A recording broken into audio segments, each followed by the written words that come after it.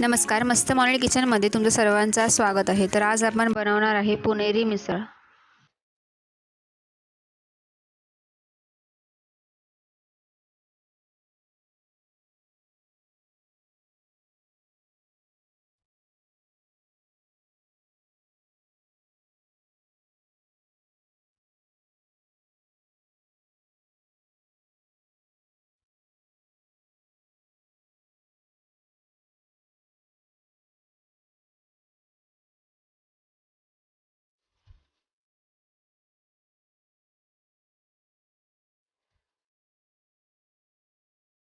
मध्ये तुमचं स्वागत आहे. आज आपण बनवणार आहोत पुणेरी मिसळ.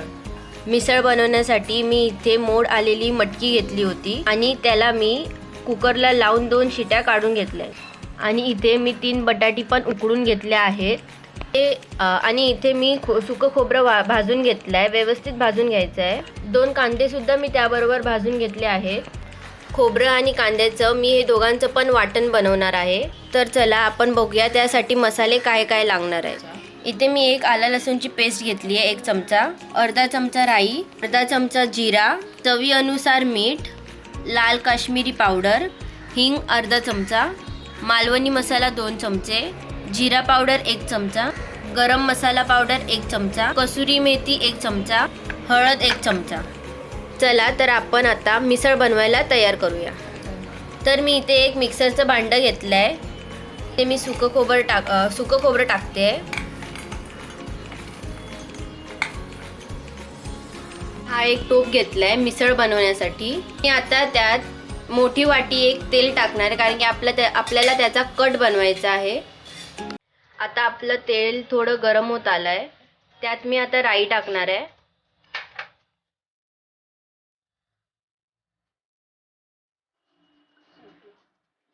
बघू शकता आता आपली राई थोडी तडतडायला लागली आहे. त्यात मी आता जिरं टाकणार आहे. आता मी त्यात आलं लसूणची पेस्ट टाकते.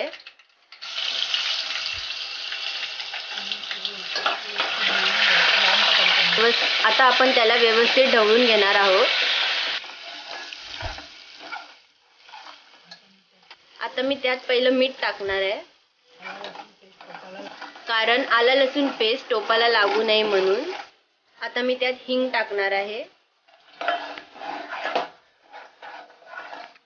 आता मी त्यात कसुरी मेथी टाकणार आहे.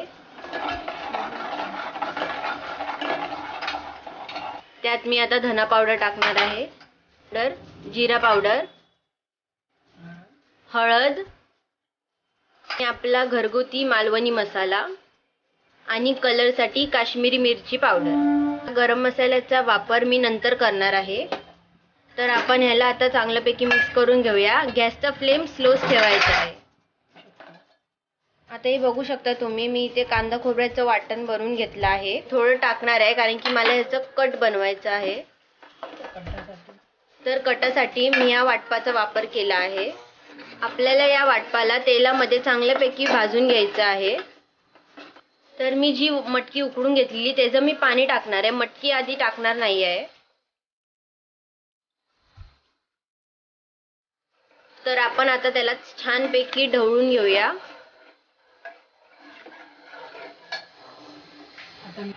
आता मी त्यात पाणी ओतणार आहे. जेवढं तुम्हाला कट पाहिजे तेवढं तुम्ही पाणी ओतू शकता.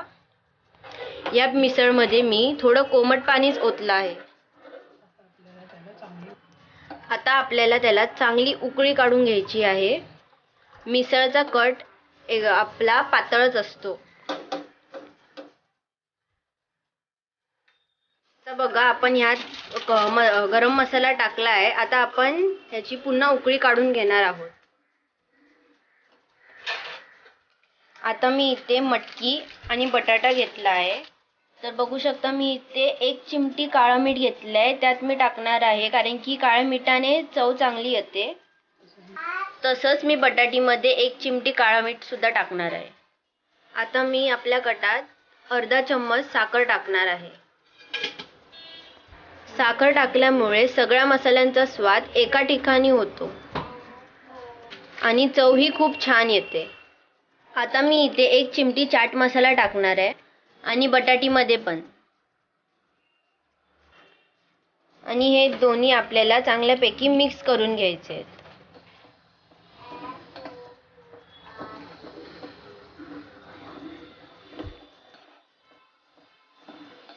तर बघू शकता आपला कट तयार आहे. मी त्याचा गॅस पण बंद केला आहे. आता तुम्ही बघू शकता आपल्या कटला उकळी आली आहे. तर आपण ह्याला अजून 10 मिनिटं उकळी काढून घेणार आहे.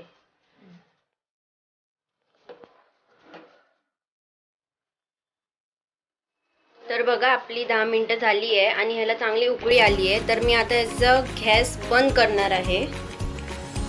तर आता आपण बघूया या मिसळला कसं सर्व करायचं. हे बघा तुम्ही बघू शकता की आपल्या मिसळला चांगला कट आलेला आहे.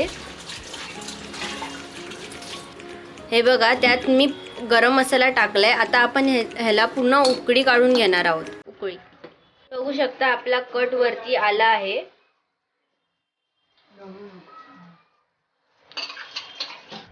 तर आता आपण बघूया मिसळला सर्व कसं करायचं. आता इथे मी 2 चमचे दही घेतलं आहे, थोडा कांदा घेतला आहे आणि अर्धा लिंबू घेतला आहे. तर मी या भांड्यामध्ये मिसळ कशी सर्व करायची ती दाखवणार आहे. तर इथे मी बटाटा उकळून घेतला आहे.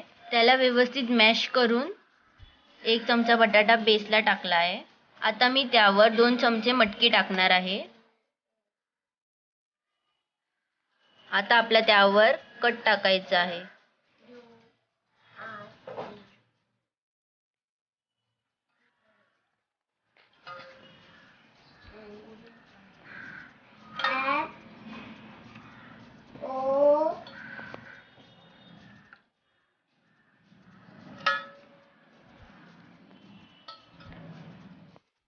तसं तुम्हाला माझा हा व्हिडिओ आवडला असेल तर माझ्या चॅनल सबस्क्राईब करा, बेल आयकॉनवर क्लिक करा आणि मला कमेंट करून नक्कीच सांगा की तुम्हाला माझी आजची रेसिपी कशी वाटली. थँक्यू.